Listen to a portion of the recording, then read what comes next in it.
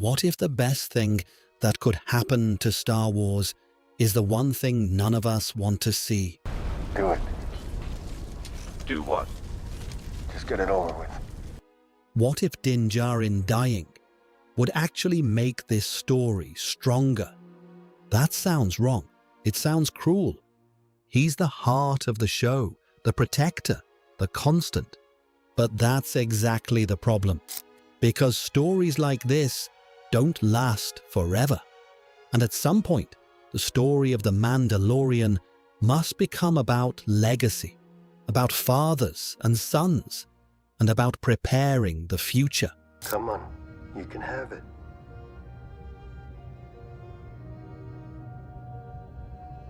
Come on.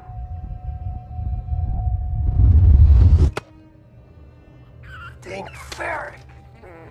Which doesn't make Din Djarin's death a plot twist. It's the turning point.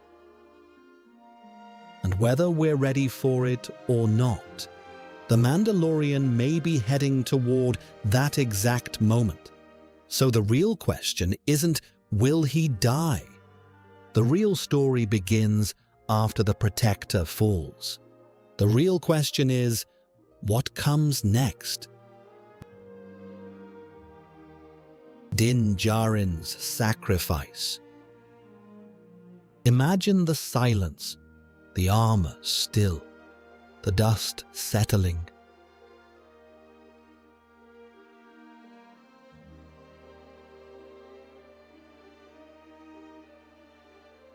Grogu standing alone for the first time without someone in front of him. No shield, no blaster, no father. Din Djarin has been more than a warrior. He has been the wall between Grogu and the galaxy. And when that wall is gone, Grogu doesn't just lose protection, he inherits responsibility. The mentor never walks beside the hero forever.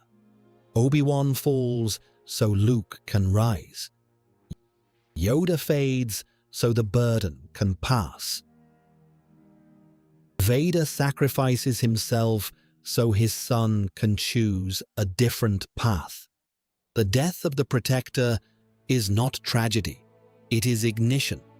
And whether we want to admit it or not, Din Djarin has slowly become that archetype. He began as a lone gunfighter, but over time he transformed into something else. A father, a guide, a bridge between creed and compassion. And bridges are not meant to be permanent.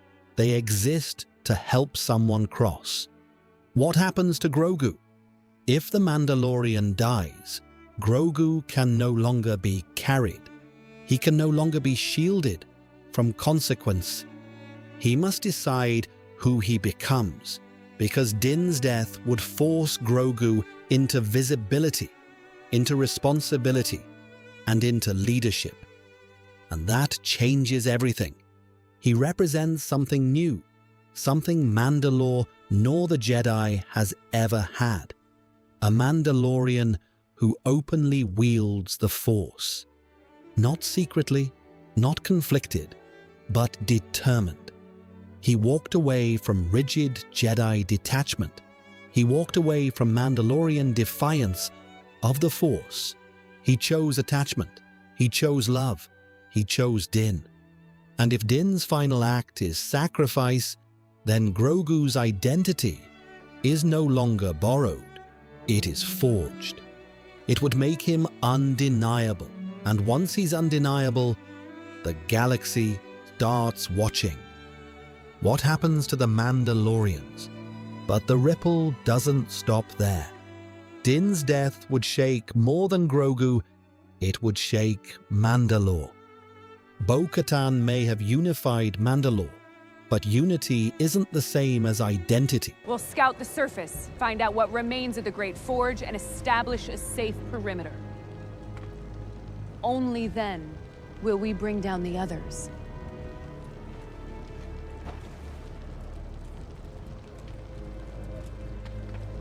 I need volunteers from both tribes. Rebuilding cities is simple. Rebuilding belief is not. If Din Djarin dies protecting Grogu, he doesn't weaken Mandalore, he redefines it. Because for generations, Mandalorians fought the Jedi. The Mandalorians developed Beskar steel, which has the unique ability to deflect lightsaber blades. They developed flamethrowers, which the lightsaber cannot easily defend. But Grogu would stand at the center of their future, not as a threat, but as a symbol. A new breed of Mandalorian who respects the creed but also uses the Force. What happens to the Force? This is where things become dangerous, because if Grogu loses Din, he experiences real loss, real grief, and according to everything the Jedi taught, that should lead to fear, and fear should lead to the dark side. But what if it doesn't? What if Grogu endures that loss, instead of choosing rage? What if attachment doesn't corrupt him?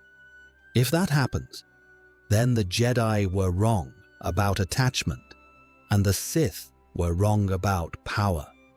Grogu would become living proof that love does not lead to darkness, and that would rewrite Force theology in Star Wars.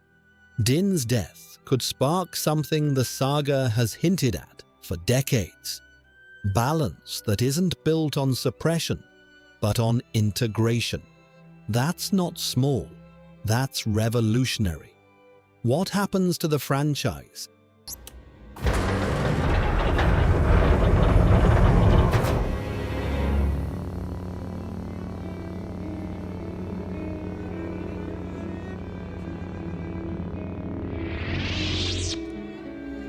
This is the boldest consequence of all.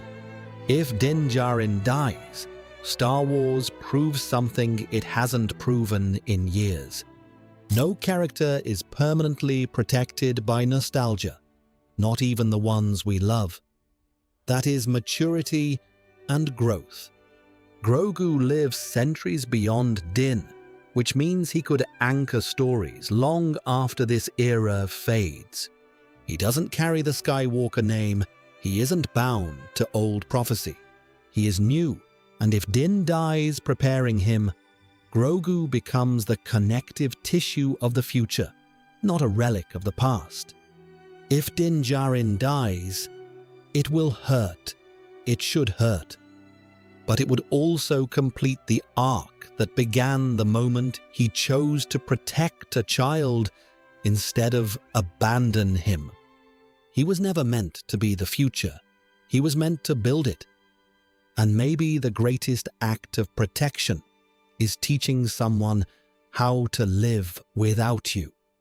So what happens when Din Djarin dies? Grogu stands alone, not as a child, but as the beginning of something Star Wars has needed for a long time.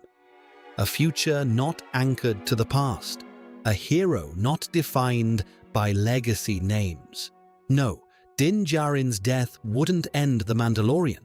It would deliver a galaxy finally ready to move forward. Thanks for watching. If you enjoyed this video, please hit those like and subscribe buttons like an Ewok pounding the drums after the Battle of Endor. If you'd like to see more Galaxy ReForged videos, click on this link to the left or right on your screen. And may the Force be with you always.